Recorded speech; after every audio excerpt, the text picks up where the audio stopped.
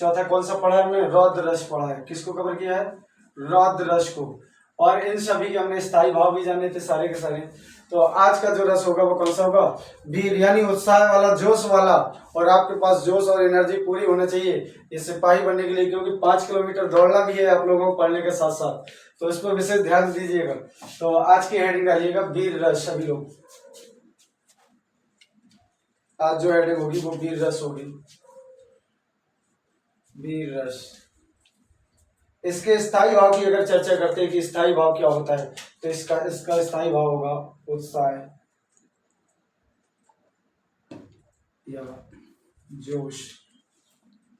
यानी हम कोई काम अगर अच्छा करते हैं, यानी कहते हैं हम अपने आप को सिपाही मान लेते हैं। अगर हमने रास्ते चलते कोई दो गुटों में लड़ाई झगड़ा हो रहा है, विवाद हो रहा है, या कोई किसी को सता रहा, अन्याय कर रहा, अगर हम उससे अन्याय के प्रति खड़े होते हैं, ये नहीं कि हमारा भाई या दोस्त है तब खड़े हो रहे। अगर जहाँ अपने पर आए, अगर जहाँ अपने की बात आती है वहाँ रौद्र होता है कि हमारे दोस्त है या हमारा घर का फैमिली मेंबर है, तो वहाँ क्या होगा, रौद्र होगा। मैंने बता चुका हूँ दोनों में अंतर, बस यही अंतर है। और वहाँ अन्याय के प्रति जो खड़ा होगा वो कौन सा होगा, वीर रस होगा। तो यहाँ पे इसकी परिभाषा पे ध्यान देते हैं, पहले परिभाषा लिखते हैं फिर आगे चर्चा करते हैं इसके एग्जाम्पल पे। परिभाषा होगी, जब किसी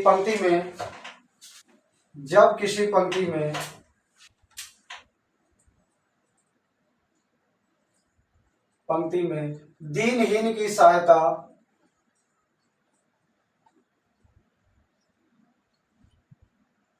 या सही गलत में फर्क करते हुए, या सही गलत में फर्क करते हुए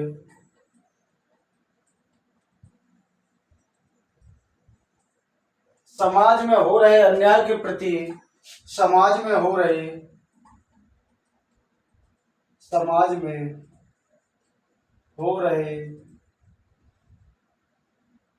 अन्याय के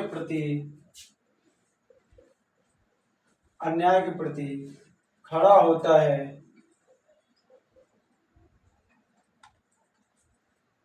तो इस भाव से हृदय में अन्याय के प्रति खड़ा होता है, तो इस भाव से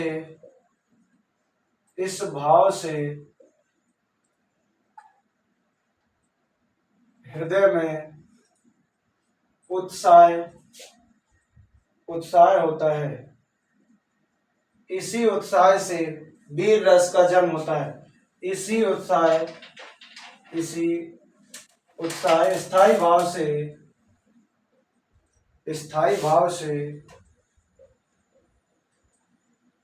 वीर रस का जन्म होता है। यहाँ पे हम बात कर चुके हैं परिभाषा की, डेफिनेशन की। और रौद्र रस में मैंने क्या बताया था कि वहां अपने परिवार, गुरु या देश की बात की जाए, उसको अपमानित किया जाए, जाति को अपमानित किया जाए, और उस भाव से अगर हृदय में गुस्सा आता है, क्रोध आता है, तो वहां क्या होगा, रौद्र होगा। और यहाँ क्या होती है, सही गलत में फर्क करते हुए अन्याय के प्रति जो खड़ा होता है। समाज में हो रहे अन्याय, कोई अपने घर के सदस्य कोई रोड में क्यों ना मार रहा हो, अगर आपको लग रहा है वो गलत कर रहा है, तो आपको क्या होना चाहिए, उस जगह बोलना चाहिए, क्योंकि आप सिपाही हैं, अभी से अपने आप को सिपाही हैं। लेकिन ये नहीं है कि आप सिपाही है, कोई मियाँ बीवी लड़ रहे हैं तो आप बीच में झगड़ा हो, आपस में बातचीत कर रहे हो, आप जाके कहें हम सिपाही है पहले से, तो पहले सिपाही बन जाओगे। यह ध्यान रखना, किसी गृह मंत्रालय के बीच में मत फंसना आप लोग, ये ध्यान रखना विशेष तौर पे। तो यहाँ पे क्या होगा, इनके एग्जाम्पल पे हम चर्चा करते हैं।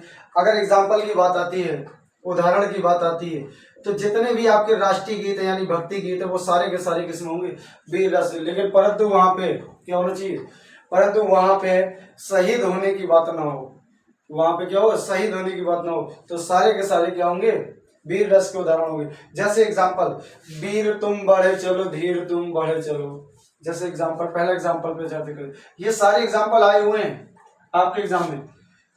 वीर तुम बढ़े चलो, धीर तुम बढ़े चलो। आगे भी और पंक्तियां हैं, सामने पहाड़ हो या सिंह की दहाड़ हो, लेकिन आप रुको नहीं, कभी चलते रहिए। ये क्या है, वीरता का परिचय देता है कि आगे चाहे बरसात हो, चाहे सिंह हो, चाहे पहाड़ हो, कुछ भी हो, लेकिन आप बढ़ते रहिए। पंक्ति में कहा गया वीर तुम बढ़े चलो धीर तुम बढ़े चलो। तो ये क्या है? वीर रस का एग्जाम्पल है। किसका है? वीर रस का। दूसरे एग्जाम्पल पे, दूसरे पे भी चर्चा करते हैं। एक और एग्जाम्पल इसमें, जो जितने एग्जाम्पल आए मैं सारे के सारे एग्जाम्पल आपके बोर्ड में जरूर लिखूंगा, और जो आपके नोट्स में लिखा होगा उससे बाहर कोई क्वेश्चन नहीं होगा, ये मेरा दावा है आप लोगों से। तो अगला क्वेश्चन, अगला, नन्ना मुन्ना राई हूं देश का सिपाही हूं। नन्ना मुन्ना राई हूं, नन्ना मुन्ना राही हूं देश का सिपाही हूं।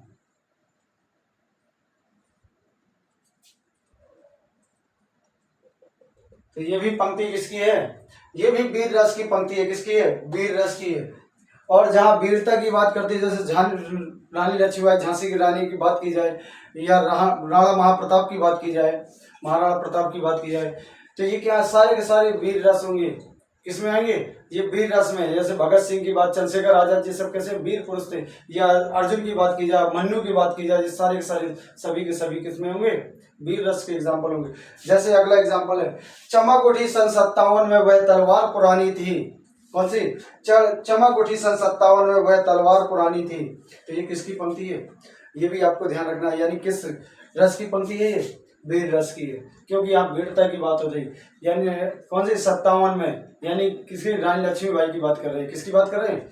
तो आप लोग यहाँ ध्यान रखिएगा। एक और एग्जाम्पल है, चमक उठी सन 57 में वह तलवार पुरानी थी। यानी अंग्रेजों के खिलाफ वह तलवार पुरानी थी। तो यहाँ भी वीरता का परिचय दिया जाता है। तो ये भी एग्जाम्पल इसी का। एक और एग्जाम्पल पे चर्चा करते हैं, हम टिप्पणी करते हैं। नेक्स्ट अगला एग्जाम्पल क्या होगा?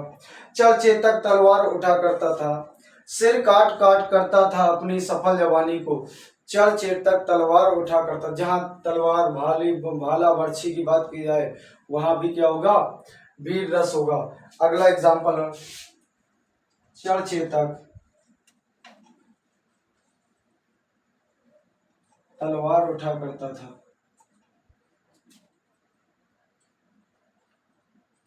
सिर काट काट करता था अपनी सफल जवानी को। सिर काट काट करता था अपनी सफल जवानी को।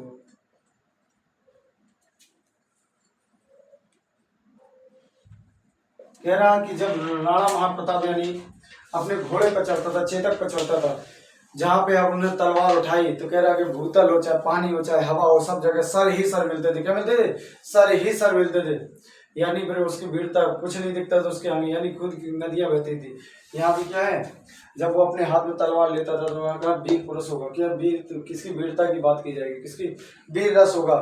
नेक्स्ट अगला, बुंदेलो हर बोलो कि मोई हमने सुनी कहानी थी, वह तो खूब लड़ी मर्दानी झांसी वाली रानी थी। कौन सी पंक्ति है? तो आप लोगों को याद होगा, ये तो ज्यादातर बच्चों को सभी को याद होगी, क्योंकि हम लोगों को जूनियर स्तर पर पढ़ाया था।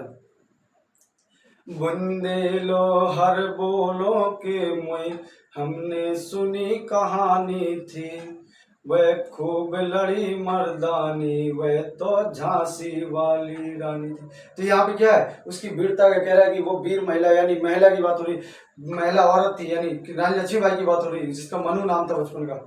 कह रहे कि वो किसी मर्द से कम नहीं थी। उसकी वीरता का परिचय दिया जाता है। उसकी वीरता के आज भी हम किताबों में पढ़ते हैं, और बुंदेलखंड वासियों के मुंह से सुनने को मिलता है हमें कि वीर वीर महिला थी, यानी योद्धा थी। कैसी थी? योद्धा थी। तो यहाँ भी क्या होगा? उसकी वीरता का वर्णन किया जाता है, उसकी ताकत का वर्णन किया जाता है। तो यहाँ क्या होगा? वीर रस होगा। अगली पंक्ति पर, मैं सत्य कहता हूँ सके सुकुमार मत जानो मुझे, यमराज से भी युद्ध में सदा प्रस्तुत मानो मुझे। यानी छोटा सा बालक, नन्हा सा बालक कह रहा है कि अगर मुझे युद्ध करना पड़े यमराज से भी, तो उससे भी पीछे नहीं हटूंगा। मुझे छोटा सा नन्हा सा राजकुमार मत समझिए।